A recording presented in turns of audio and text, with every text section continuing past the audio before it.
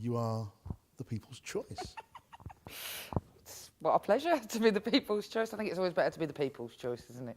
Yeah, you can't be completely surprised though, because since you've been in this place as a member of parliament, you know perfectly well you've made an impact. Yeah, I mean, I think, I'm not sure whether I came here with the intention of making an impact, but I suppose I am quite outspoken and I'm not afraid of saying what I think. And I think that that is what people like. And obviously, not everybody likes it. For every time someone calls you a breath of fresh air, another person, calls you a big gob who should keep her mouth closed. But when I knock doors in my constituency, and when I knock doors all over the country, in fact, people say, we want people to be more like us, to sound more like us. So I think that is what I try and do. I try and be as true to myself as I can be. That last point must be important, mustn't it? This place is seen by so many people as being so remote from the lives that people live. And you are someone that, one way or another, people think of as being, they could live next door to you, or you could be them. You could be at their dinner table, their family dinner table at the weekend. Yeah, I mean, I bumped into some people in the local Wilkinson shop in my constituency. And they were like, oh, look at you in the shop. I was like, yes, I go to the shops. It's a shock. I also like cheap paint. But yeah, this place is completely remote. I mean, even just this room we're sitting in here, this is a palace. It is an actual palace.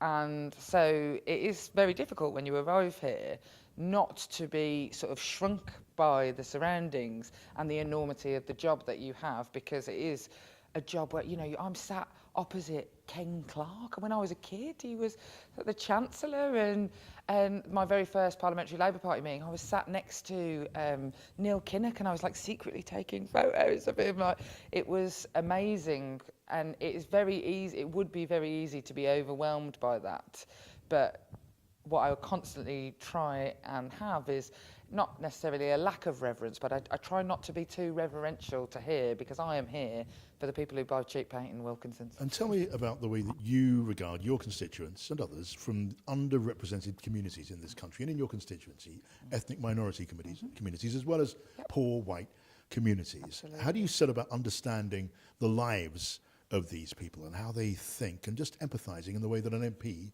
ideally would and should?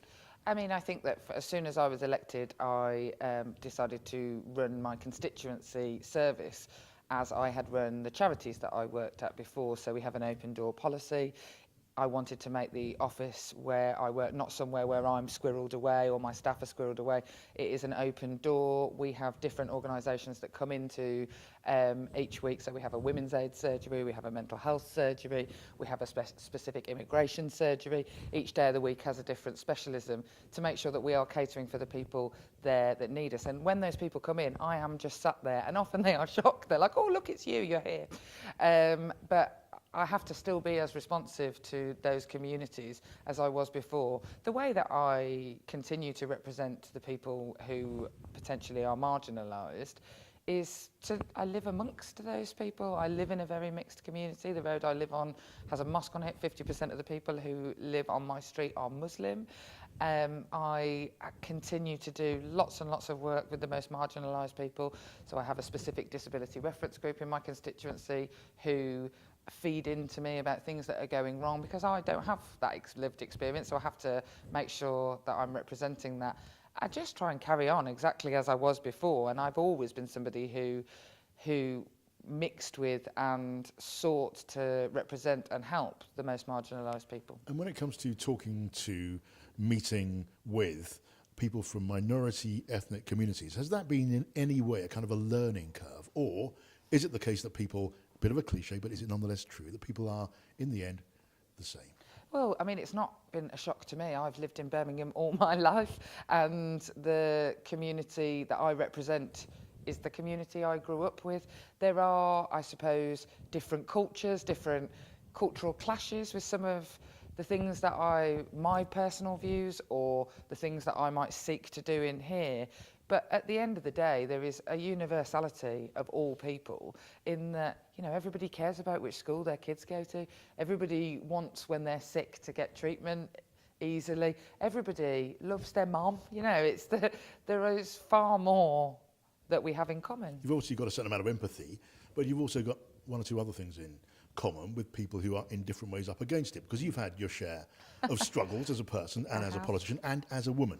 Yes, indeed. And I think that when you are discriminated against, for whatever reason you might be discriminated against, whether that's because you're gay, because you're black, because you're a woman, I think that you get a certain level of frustration in your bones when people don't understand it or tell you that it's not happening, that I try and use that frustration to power some of the good things that I do. But I definitely think it helps me understand why people can get so angry, why people who come into my surgery are at the end of their tether, because I have felt at the end of my tether when the truth of the matter is, when I walk around this building, I was selected on an all-women shortlist.